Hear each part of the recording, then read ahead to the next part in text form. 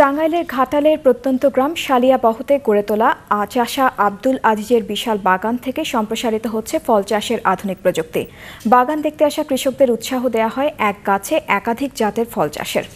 দেয়া হয় গাছের চারা ও রাসায়নিক মুক্ত ফল চাষের প্রযুক্তি। রাসেল শার্ট তোলা ছবিতে বিস্তারিত জানাচ্ছেন জাহিদুজ্জামান। এটি সাধারণ মানের কোনো বাগান নয়, বলা যায় গবেষণার মাঠ। কিভাবে অল্প জমিতে ফলের উৎপাদন বাড়ানো যায়, কিভাবে ফল চাষে কৃষকদের আরও আগ্রহী করে তোলা যায়, তা নিয়ে চলছে নিরন্তর গবেষণা। কলম প্রযুক্তির মাধ্যমে একটি গাছে দেয়া হচ্ছে একাধিক ফলের জাত। বাগান দেখতে আসা আগ্রহী কৃষকদের হাতে কলমে দেখানো হচ্ছে এসব। এক গাছে যে 10 রকমের আম হয়, জাম্বুরা হয়, এক জাম্বুরা গাছে মালটা কমলা এরা খেলেও সব হয়।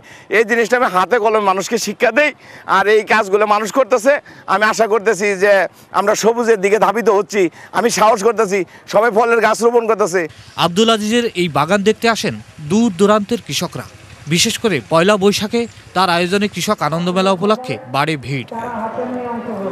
ফল চাষ সম্প্রসারণে ভূমিকা রাখছে এখানকার চারা ও প্রযুক্তি। এখন ওনার যে মডেলগুলি এবং ওনার প্রযুক্তিতে যে উন্নত ফল সংযোজন, সাথী ফসল সমন্বয়ের সর্বোচ্চ ব্যবহার মাটির, ওই দৃষ্টিতে আমার ভালো লাগে চাষ। আমি সেইভাবে আবাদে অগ্রসর হইতেছি।